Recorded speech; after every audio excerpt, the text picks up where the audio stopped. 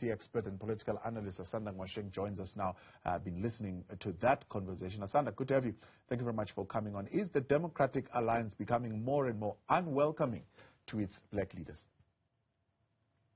Thank you so much for having me, and I'm so glad that you managed to get people who used to be in the DA to come and talk about the truth behind what was happening while they were in the DA, because one of the things that I've always noticed is that it's very difficult to get people who used to be in the DA to come and tell us the truth about what it is that we all knew, which is that the DA was not welcoming to black people, that the DA wanted white leadership, and they only wanted black people as token faces that we're going to fill up the stadiums and we're going to be useful as voting fodder, and of course as people running around townships and getting as many votes as possible, while, as she said so aptly, that while the white members of the DA were off on overseas holidays and coming back to claim their space in the party list.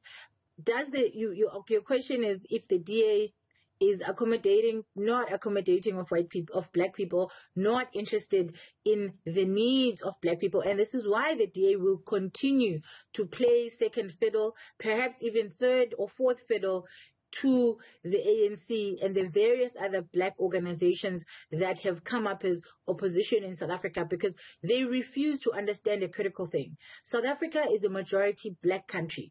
And what that means is there is no way on this planet that you will be able to take over South Africa if you cannot connect, as has been said, with black South Africans, and if you cannot acknowledge the history of black South Africans and acknowledge the pain of black South Africans. For me, what has always been fascinating about the DA is that we come from apartheid, a race-based system of oppression and prejudice, and they want us to come out of that and pretend as if everything is okay and pretend as if everything is fine, while they know very well that the outcomes of South Africa, the so-called meritocracy, right? You can only be the best if you are given the support, if you are given the education, and they know that the people who were given the best education in South Africa were white, that the people were allowed to go to university without needing to first send an email, without needing first, there wasn't even email then, without needing to first get permission from the Native Affairs Minister, we're white people. And so, of course,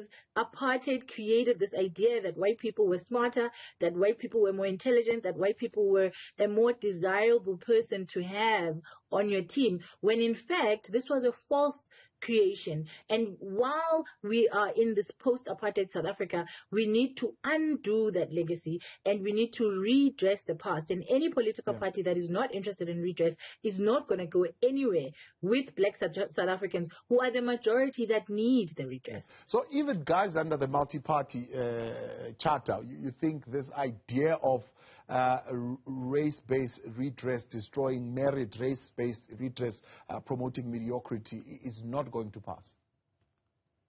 I don't think so. I think even these guys who are under there, you look at them, who is under there? The IFP. The IFP is known to be a tribalist party that is dying out, even in its stronghold, which is KZN.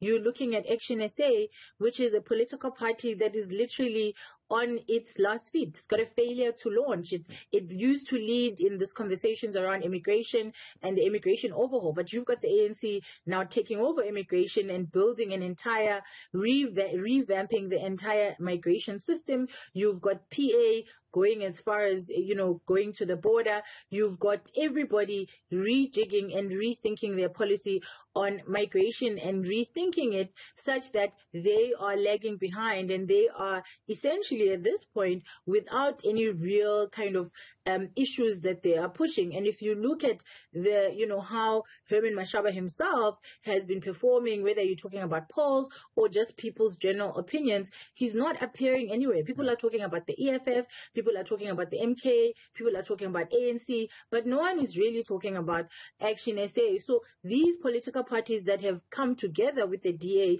is really a party of the dying and dead, as far as I'm concerned. And we'll see that when the election results come out, and we'll see that all they became was voting for that, because the DA knows, and I've said this many times about this Moonshot Pact, the DA knows that if they put these people under their wing, they're likely to have people say, well, I might as well vote directly for the DA, because what's the point of giving the smaller party the vote, which will then be divided and split into very tiny pieces, when I could just give the DA? That's what they're hoping people will be able to do. But I think that South Africans are smart and they've wisened up.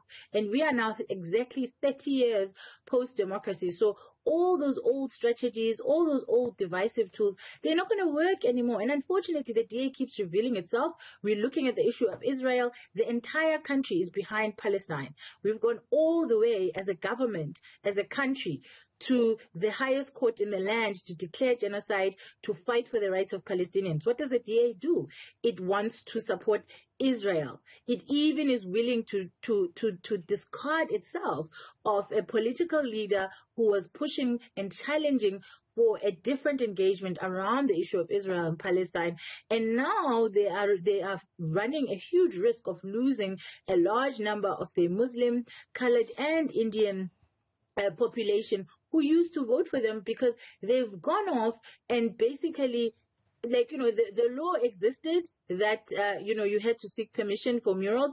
But the interesting thing is, I'm not seeing murals around Cape Town being wiped off. It's only the ones that have the Palestinian flag that have been targeted with this bylaw. And so they are revealing themselves, their racism, their exclusionary behavior, and the fact that they only care about white interests and they have no interest in the lives of black people, colored people, Indian people, and anybody else that is not white. Never mind the fact that, I heard, this claim that the DA has the best run government.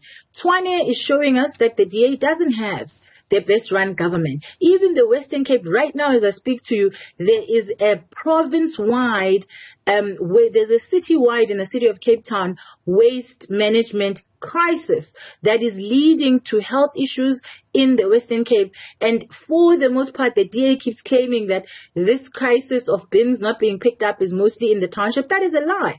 So in the suburbs of Cape Town, people are struggling with getting their rubbish picked up. These are the things that the DA used to say, look at the ANC. And we are seeing the DA struggling with the same thing, because guess what? It is when you govern that you are able to be tested, that you are able to be measured. And the DA has been in power now for more than a decade, and they are beginning to show the cracks, and they're beginning to show that, politics corrupt.